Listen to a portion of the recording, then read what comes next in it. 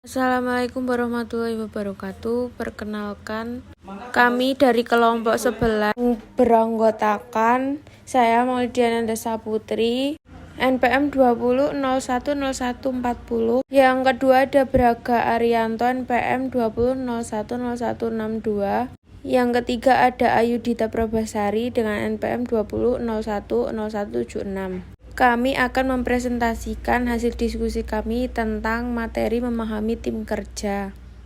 Perbedaan antar kelompok dan tim. Yang pertama, kelompok kerja. Kelompok yang berinteraksi terutama untuk berbagi informasi dan mengambil keputusan untuk membuat setiap anggota yang bekerja di dalam area tanggung jawab. Tim kerja. Tim kerja yang anggotanya mampu mengenali aliran emosi yang terpendam dalam tim dengan jelas, menghasilkan sinergi positif melalui upaya terorganisasi. Kemudian perbedaan antar kelompok dan tim. Yang pertama, kelompok didefinisikan sebagai individu yang lebih berinteraksi dan saling bergantungan yang bergabung bersama-sama untuk mencapai sasaran. Yang kedua, dalam kelompok yang terutama berinteraksi untuk berbagi informasi dan mengambil suatu keputusan untuk membantu tiap anggota berkinerja dalam bidang tanggung jawabnya. Tim saat dibutuhkan 2 orang atau lebih. Yang kedua, orang-orang dalam sebuah tim memiliki interaksi reguler. Yang ketiga, orang-orang dalam sebuah tim memiliki tujuan kinerja yang sama. Selanjutnya, manfaat tim kerja. Kerja sama tim memberikan manfaat antara lain. Yang pertama, pekerjaan menjadi lebih ringan karena dilakukan bersama. Yang kedua, dapat menimbulkan semangat kebersamaan. Yang ketiga, lebih efektif dan efisien dibandingkan dikerjakan sendiri. Yang keempat, kinerja organisasi lebih meningkat. Itu adalah tipe-tipe tim. Yang pertama yaitu tim pemecahan permasalahan atau problem solving team. Kelompok yang terdiri atas 5 hingga 12 karyawan dari departemen yang sama yang bertemu selama beberapa jam setiap minggu untuk membahas cara-cara untuk meningkatkan kualitas, efisiensi, dan lingkungan kerja. Dan yang kedua ada tim kerja yang dikelola sendiri atau self-managed work team, yaitu kelompok-kelompok yang terdiri atas 10 hingga 15 orang yang memerlukan tanggung jawab dari supervisor mereka sebelumnya. Ketiga yaitu tim fungsional silang atau cross-functional teams, yaitu para karyawan dari level hierarki yang kira-kira sama tetapi dari area kerja yang berbeda, yang datang bersama-sama untuk menyelesaikan suatu tugas. Dan selanjutnya tim virtual atau virtual team. Tim yang menggunakan teknologi komputer untuk mengikat bersama-sama secara fisik yang para anggotanya tersebar agar mencapai tujuan umum.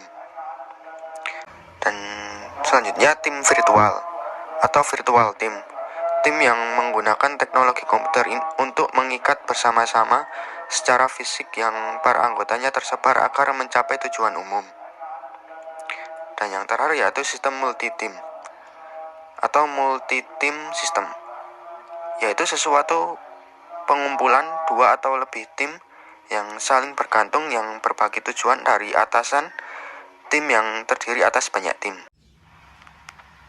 Dan yang selanjutnya yaitu faktor keberhasilan tim atau efektivitas dari sebuah tim.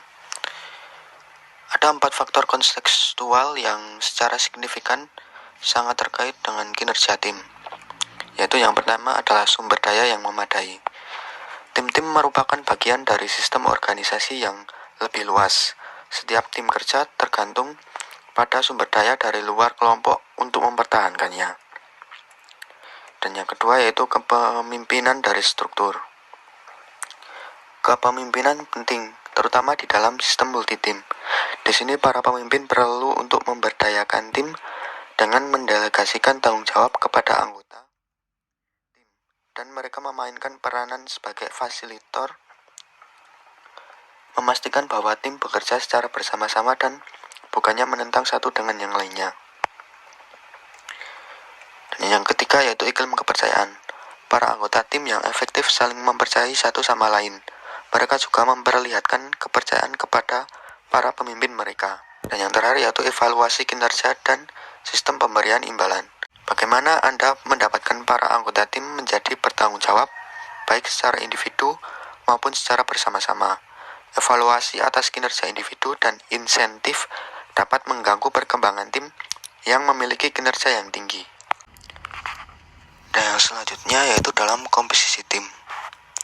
Bagaimana seharusnya tim menempatkan para staf-staf anggota mereka? Pertama, kemampuan dari para anggota. Bagian kinerja dari tim bergantung pada tingkat pengetahuan, keterampilan, dan kemampuan dari masing-masing anggota. Kedua yaitu kepribadian para anggota. Kepribadian secara signifikan mempengaruhi perilaku karyawan secara individual, dan ini juga mempengaruhi dalam kerjasama tim. Yang ketiga yaitu alokasi aturan. Tim memiliki kebutuhan yang berbeda-beda, dan para anggota yang terpilih memastikan seluruh peranan yang bervariasi telah dipenuhi. Yang keempat yaitu keragaman para anggota. Bagaimana keragaman tim mempengaruhi kinerja tim? Suatu kondisi di mana para anggota dari suatu unit kerja berbagi atribut demografi yang umum. Misalnya umur, jenis kelamin, ras, tingkat pendidikan, atau lamanya layanan dalam organisasi. Selanjutnya, fleksibilitas anggota. Dan yang terakhir yaitu basaran tim. Faktor keberhasilan tim atau efektivitas. Ada proses, yang pertama tujuan umum, yang kedua tujuan spesifik, yang ketiga keberhasilan tim, yang keempat mental model, yang kelima level konflik, yang keenam kemalasan sosial. Pengubahan individu menjadi tim. Yang pertama pemilihan, merekrut para pemain tim untuk menjadi para pemain tim yang efektif. Yang kedua ada pelatihan, menciptakan para pemain tim agar latihan yang memungkinkan para pekerja untuk mengalami kepuasan yang diberikan melalui kerja tim. Yang ketiga ada pemberian imbalan, menyediakan insentif agar menjadi seorang pemain tim yang baik untuk usaha bekerja sama dan menambahkan seluruh pekerja menjadi bagian yang penting. Waspada, tim tidak selalu merupakan jawaban. Kerja tim memerlukan lebih banyak waktu dan seringkali lebih banyak sumber daya daripada kerja individu. Tim meningkatkan tuntutan untuk berkomunikasi, pengelolaan konflik, dan pertemuan untuk dilaksanakan. Dengan demikian, manfaat dari penggunaan tim harus melebihi biayanya, dan hal itu tidak selalu kasusnya. Jadi sebelum mengimplementasikan sebuah tim, maka harus ada beberapa pertimbangan yang perlu diperhatikan. Apakah pekerjaan dapat menjadi lebih baik jika dilakukan dalam tim? Sekian presentasi dari kelompok kami. Bila ada salah-salah kata, kami mohon maaf. Wassalamualaikum warahmatullahi wabarakatuh.